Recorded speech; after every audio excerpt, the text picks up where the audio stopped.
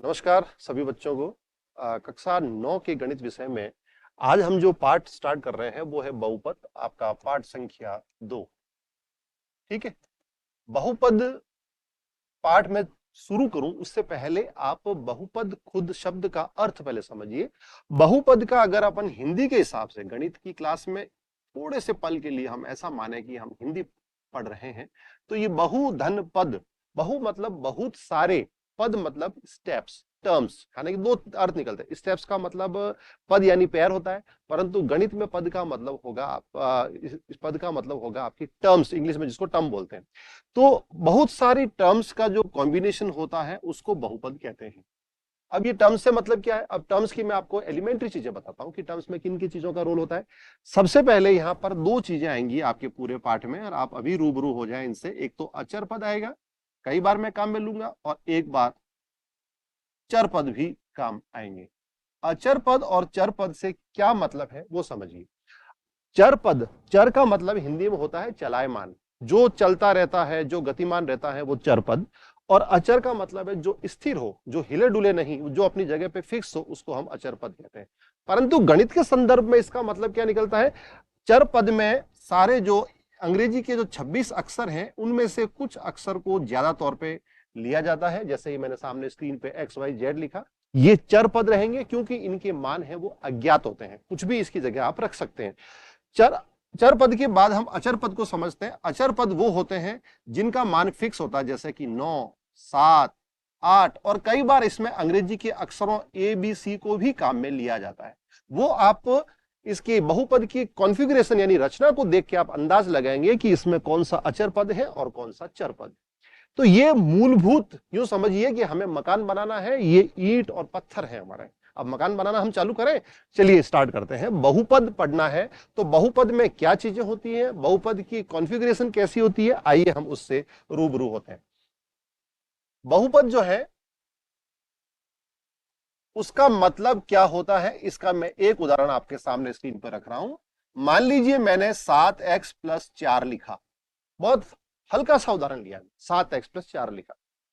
अब प्यारे बच्चों आपको कहूं कि इसका मान निकालिए, तो आप में से सभी बच्चे कहेंगे सर इसका मान तो 7 और 4 को मैं जोड़ूं तो ये तो 13 होता है, परंतु सर ये 13 तो मेरा सही नहीं है क्योंकि ये मेरा x अड़चन कर रहा है, मैं x की जगह क्या लूं? तो यही तो समस्या है कि x की जगह आप क्या लें। तो आप अभी जो पिछली स्लाइड में आपको अचर पद और चर पद के बारे में पढ़ाया था, आप उस पर जाइए। अचर पद यानी जिसका मान फिक्स होता है, और चर पद यानी जिसका मान आपको नहीं पता होता है। तो ये जो उदाहरण मैंने सामने लिखा है इसमें आपको x का मान नहीं पता है, ये अज्ञात राशि है और इसका मान कुछ भी रख सकते हैं, अतः ये चर राशि होगी इसके अंदर। और साथ में जो 4 लिखा हुआ है और 7 है, ये संख्या है। इन दोनों को हम अचर पद बोलते हैं। परंतु प्यारे बच्चों इन अचर पदों का यहां पर दो अलग अलग अर्थ निकलेगा। जो अचर पद यानी कि जो अचर संख्या 7 आपके इस चर राशि से अटैच है, इसको हम बोलेंगे गुणांक, क्योंकि वो चर राशि से गुणा हो रहा है। गुणांक का शाब्दिक अर्थ हुआ गुणा धन अंक, वो अंक जो गुणा होता है। तो 7 तो कहलाएगा यहां पर गुणांक, और जो 4 है वो 4 आपका परफेक्ट अचर पद कहलाएगा, जिसको इंग्लिश में बोलते हैं, क्या बोलते हैं इसको? कांस्टेंट। यानी कि संख्याएं हैं, आपकी संख्या दो तरह की आ रही है। इस अचर पद में हमने संख्याओं को शामिल किया, सामने स्क्रीन पे जो उदाहरण लिखा हुआ उसमें संख्याएं 7 और 4 आ रही है, परंतु किसको हम क्या बोलेंगे उसके ये दो आपको एरो लगा के एग्जाम्पल बताएंगे, कौन इसमें गुणांक होगा और कौन सा इसमें अचर पद होगा। ठीक है। जब ये समझ लिया तो अब हम आते हैं कि सर बहुपद, आपकी तरफ से सवाल है, मैं बोल रहा हूं कि सर बहुपद कहने की बेसिक कंडीशन क्या है? क्या सारे जो एक्स वाई जेड लिखे होते हैं उन सबको ही बहुपद कहते हैं, या इसमें कोई नियम है? आइए इसकी चर्चा करते हैं। उसके लिए मैं कुछ उदाहरण लेता हूं। मान लीजिए मैंने लिया 4x² - 6, दूसरी बार मैंने लिया 4/x+7। अभी बच्चों आपको मैंने नियम नहीं बताया, आपके हिसाब से आपको लगेगा कि ये दोनों ही बहुपद है। सर दोनों ही बहुपद है क्योंकि दोनों में अचर राशि आ रही है, दोनों में गुणांक आ रहा है, दोनों में चर राशि भी आ रही है, तो ये दोनों ही बहुपद है। परंतु प्यारे बच्चों बहुपद सिर्फ ये है, ये बहुपद नहीं है। अब ऐसा क्यों हुआ? याद रखिए, समझिए। ऐसा इसलिए हुआ कि यहां पर जो 4 के साथ में नीचे x लिखा हुआ है, इस x को अगर मैं ऊपर लाऊं तो इस x की घात होगी -1। और बहुपद की बेसिक कंडीशन है, किसी भी बहुपद के अंदर जो चर राशि होती है, उस चर राशि की जो घात है वो घात हमेशा पूर्ण संख्या होनी चाहिए। कौन सी संख्या होनी चाहिए? पूर्ण संख्या। पूर्ण संख्या वो होती है जो शून्य से स्टार्ट होती है, 1 2 3 और अनंत तक चलती हैं। इन संख्याओं को पूर्ण संख्या कहते हैं।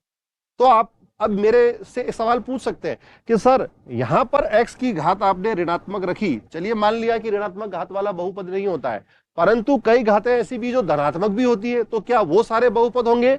आइए एक उदाहरण और लेते हैं। मान लीजिए मैंने एक उदाहरण लिखा √x+6। इसको गौर से देखिए, यहां रूट मतलब x की घात है 1/2 और प्लस का 6। प्यारे बच्चों x की घात को गौर से देखिए, x की घात है 1/2। क्या 1/2 इस पूर्ण संख्या की लिस्ट में आ रहा है? तो आप कहेंगे सर पूर्ण संख्या की लिस्ट में नहीं आ रहा है। इसका मतलब हुआ कि ये √x+6 ये भी बहुपद नहीं है। समझ में आ गया? यानी बहुपद क्या होता है, वापस आप याद कीजिए मेरे साथ साथ। बहुपद वो होता है जिसमें चर राशि के ऊपर घात जो है वो पूर्ण संख्या होती है। अभी तक के सारे उदाहरणों में मैंने आपको अंग्रेजी की अक्षर दिए, यानी XYZ दिए, परंतु ऐसा भी बहुपद होता है जिसमें अंग्रेजी का अक्षर नहीं होता। जैसे मैंने सिर्फ 5 लिखा, तो आपको कहूं कि यह बहुपद है, तो आप कहेंगे कि सर इसमें तो अंग्रेजी का जो वर्णमाला का कोई अक्षर ही नहीं आ रहा, कोई भी शब्द नहीं आ रहा, अंग्रेजी का कोई है ही नहीं।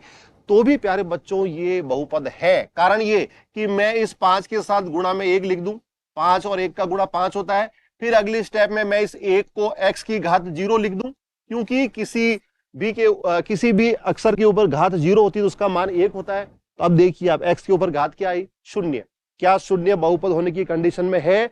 आप कहेंगे हाँ सर है, क्योंकि आपने पूर्ण संख्या लिखा और पहले नंबर पे भी 0 आ रहा है, यानी कि घात 0 होगी वो भी बहुपद होगा, घात 1 होगी वो भी बहुपद होगा। इस तरह से घातें जैसे जैसे बढ़ेंगी तो वो सारे बहुपद होंगे। कौन अलाउ नहीं है? एक तो ऋणात्मक घात अलाउ नहीं है, और एक वो घात अलाउ नहीं है जो कि फ्रैक्शन यानी भिन्न संख्या में आती है।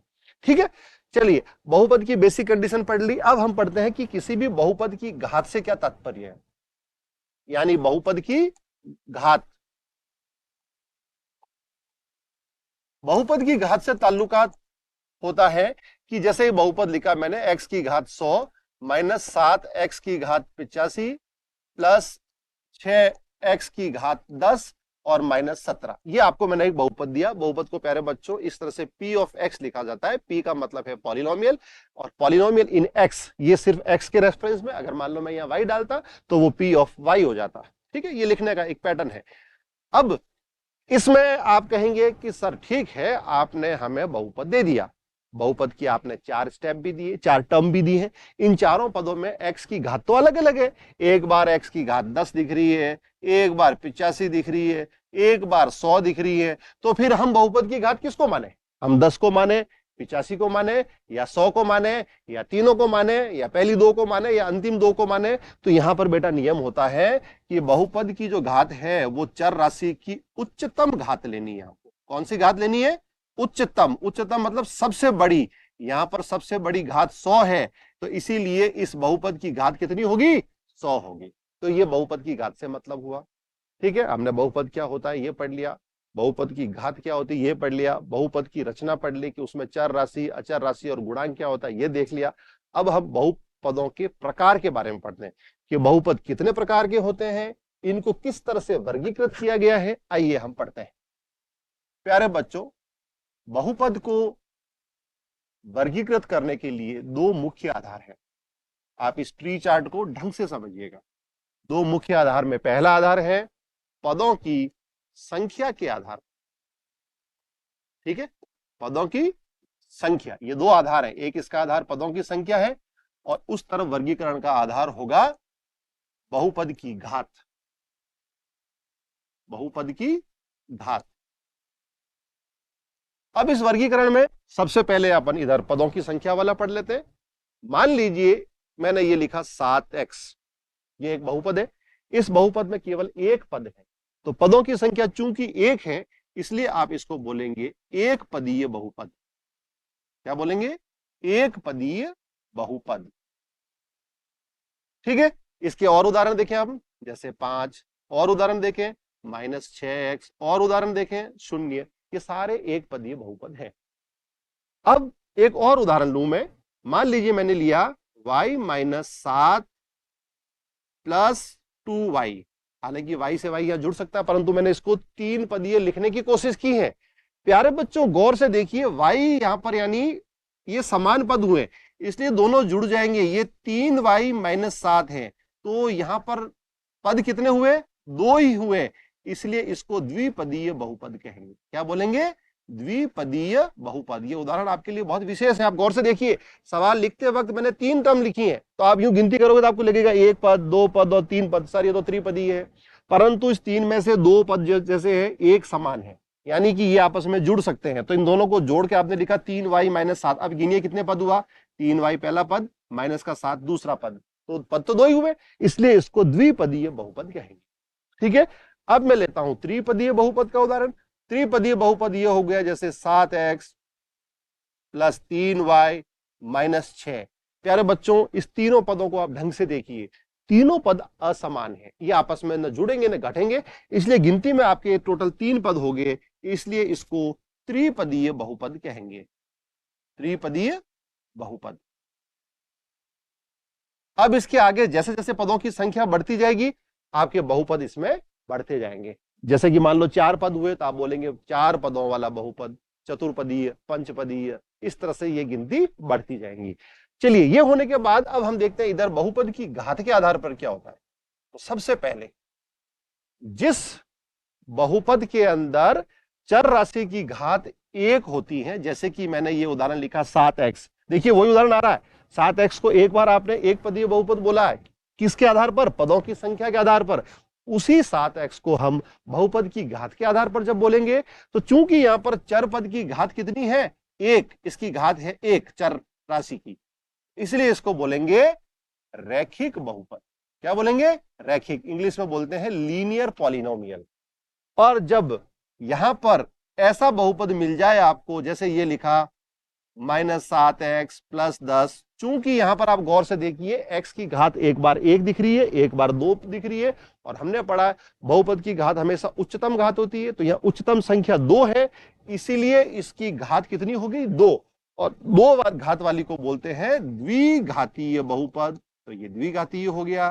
ठीक इसी तरह से मैं तीसरा उदाहरण लूं, जिसमें मैंने अधिकतम घात जो है 3 ले ली, जैसे लिखा हुआ है, देख सकते हैं इसमें अधिकतम घात जो है वो 3 है, इसलिए इसको त्रिघातीय बहुपद कहेंगे। इस तरह से संख्या बढ़ेगी, मान लो घात 4 हुआ तो 4 घात वाला बहुपद, घात 100 हुई तो 100 घात वाला बहुपद। तो ये बहुपदों के वर्गीकरण का मुख्य आधार हो गया। ठीक है, चलिए, तो बहुपद की सामान्य जानकारी जो आपके कोर्स में यानी कि कक्षा 9 गणित में जो पाठ संख्या 2 है, उसकी प्रश्नावली 2.1 में है, वो मूलभूत चीजें हमने समझ ली। आइए आपकी किताब के कुछ सवाल करते हैं और अपने इस नॉलेज को, अपने ज्ञान को हम परख लेते हैं कि हमने कितना ग्रहण किया। चलिए अगली स्लाइड पे प्रश्नावली 2.1 का पहला प्रश्न, निम्न व्यंजकों में कौन कौन एक चर में बहुपद है? गौर से देखिए, एक चर, चर 2 भी हो सकते हैं, परंतु हमें एक चर में बहुपद कौन कौन है और कौन कौन नहीं है, कारण के साथ अपने उत्तर देने, यानी उत्तर तो देने परंतु कारण भी लिखना है। प्यारे बच्चों आप पहला वाला देखिए, क्या ये एक चर का बहुपद है? तो आप बोलेंगे हाँ, ये एक चर का बहुपद है, क्योंकि इसमें चर राशि केवल और केवल एक दिख रही है, और वो कौन है? अंग्रेजी की वर्णमाला का अक्षर x।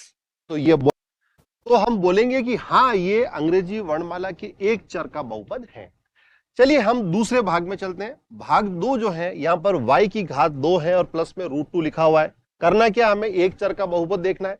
तो प्यारे बच्चों आपको स्पष्ट दिख रहा है ये कि यहाँ पर अंग्रेजी वर्णमाला का एक ही चर राशि यानी y आ रही है, और उसकी घात भी 2 है, जो कि पूर्ण संख्या भी है, अतः यह एक चर में बहुपद की लिस्ट में होगा। तो पहला भी हुआ और दूसरे भी हुआ, 2 उत्तर आपके होंगे। अब बात करते हैं हम तीसरे भाग की, जो भाग मैंने लिया है भाग संख्या 4। यहां पर लिखा हुआ है y प्लस 2/y। प्यारे बच्चों अगर आप चर राशि की गिनती करेंगे तो गिनती में तो y अकेला आ रहा है, एक ही आ रहा है, परंतु दूसरे पद में जो y आ रहा है उसकी घात ऋणात्मक होगी। और क्या ऋण संख्या, ऋणात्मक संख्या पूर्ण संख्याओं की लिस्ट में आती है? तो आप कहेंगे नहीं आती, इसलिए ये क्रॉस होगा, यानी ये सवाल आपकी लिस्ट में शामिल नहीं होगा। अब हम भाग 5 को देखिए। भाग 5 में आपको अंग्रेजी वर्णमाला के 3 अक्षर दिख रहे हैं, आपको x दिख रहा है, y दिख रहा है और टी दिख रहा है। साथ ही साथ प्रत्येक वर्ण के ऊपर जो घात लगी हुई है वो पूर्ण संख्या भी है। तो ये बहुपद तो है, परंतु इसमें कुल 3 चर राशियां आ रही है और आपको प्रश्न में क्या पूछा है, एक ही चर राशि का बहुपद निकालना है। तो इस तरह से जो स्क्रीन पे मैंने कुल 4 भाग लिए, उसमें से 2 भाग आपके उत्तर में शामिल होंगे और 2 भाग उत्तर में शामिल नहीं होंगे। चलते हम अगली स्लाइड में एक और प्रश्न के साथ। प्रश्न संख्या 3, 35 घात के द्विपद का, गौर से सुनिएगा, घात 35 होनी चाहिए और द्विपद होना चाहिए, और 100 घात के एक पदी का एक एक उदाहरण दीजिए। जब आप द्विपद लिखेंगे, क्योंकि गणित में द्विपद लिखने की कोई लिमिटेशन नहीं है, आप बहुत सारे लिख सकते हैं, आपके ऊपर एक रेस्ट्रिक्शन लगा हुआ, एक प्रतिबंध लगा हुआ है कि वो द्विपद होने के साथ साथ उसकी घात 35 होनी चाहिए। तो चलिए, तो पहले हम द्विपद लिख लेते हैं। जैसे मैंने द्विपद लिखा x+7, ठीक है। अब ये x+7 द्विपद हो गया और इसमें चर राशि आपको x दिख रही है, परंतु घात 35 अभी भी लगी हुई नहीं है। और हम जानते हैं कि घात लगती है चर राशि पे, तो आप इस x के ऊपर घात 35 लगा दीजिए। ये आपका उत्तर तैयार हो गया कि हमने 35 घात भी लगा ली और द्विपद भी तैयार कर लिया। चलिए, इसका एक उदाहरण हम दूसरा लेते हैं। 100 घात के एक पदी का उदाहरण लेना है। घात होनी चाहिए 100 और होना भी चाहिए वो एक पदीय। तो अब मैं एक पदीय लिख लेता हूं, जैसे 6y लिखा। अब 6y एक पदीय है, परंतु चर राशि y के ऊपर घात फिलहाल 1 है, तो घात 100 करने के लिए आप इस y के ऊपर 100 लिख दीजिए। तो ये घात 100 का एक पदी का उदाहरण हो गया। ठीक है। अब हम एक अंतिम प्रश्न, प्रश्नावली 2.1 का एक अंतिम प्रश्न आपके लिए सामने स्क्रीन पे, 5वां है कि बताइए कि निम्नलिखित बहुपदों में कौन कौन द्विघाती है और कौन कौन त्रिघाती है। यानी बहुपदों के वर्गीकरण का जो 2 आधार था, एक तो पदों की संख्या और एक घात, उसमें केवल घात के आधार पर आपको वर्गीकरण करना है और वर्गीकरण में बताना है कि द्विघाती यानी घात 2 वाला कौन है और त्रिघाती यानी घात 3 वाला कौन है। प्यारे बच्चों, आप इस पहले भाग को ढंग से देखिए। पहले भाग में आपको चर राशि, एक ही चर राशि x दिख रही है, एक बार उसके ऊपर घात 1 है, दूसरी बार 2 है, और हमने पढ़ रखा है कि चर राशि की अधिकतम घात ही बहुपद की घात होती है। तो यहां पर अधिकतम घात चूंकि 2 है, तो ये द्विघाती की कैटेगरी में जाएगा, यानी ये द्विघाती का उदाहरण है। चलिए दूसरे भाग पे चलते हैं। दूसरे भाग में आपको दिख रहा है पदों की संख्या के आधार पर कहें तो ये त्रिपदी होगा, क्योंकि कुल 3 पद दिख रहे हैं, पहला, दूसरा और तीसरा। परंतु अधिकतम घात बहुपद में जो चर राशि है उसकी अधिकतम घात आपको 2 दिख रही है, अतः यह भी द्विघाती होगा। 2 y की 2 टर्म में y आ रहा है, एक बार घात 1 है और एक बार 2 है, तो 2 अधिकतम घात है, इसलिए यह भी द्विघाती होगा। अब इसका जो 7वां, 5th पार्ट है उसको देखिए आप, 7x³ यानी 7x की घात 3, ये एक पदीय है। अगर पदों के वर्गीकरण के आधार पर देखें तो एक पदीय है, परंतु हमें घातों के आधार पर वर्गीकरण करना है। चूंकि x चर राशि के ऊपर घात 3 लगी हुई है, अतः ये त्रिघातीय बहुपद होगा। तो इस तरह से आपको आपकी किताब में शेष जितने भी भाग दे रखे हैं उनका आप इस तरह से वर्गीकरण करेंगे। तो प्यारे बच्चों, ये वीडियो इस चैप्टर बहुपद का पहला वीडियो है, जिसके अंदर हमने सामान्य जानकारी बहुपद की ली, बहुपद क्या होता है, बहुपद के मुख्य भाग कौन से होते हैं, और आपकी प्रश्नावली 2.1 के हमने कुछ प्रश्न भी लिए हैं। पूरा वीडियो ध्यान से देखने के लिए आप सबका धन्यवाद।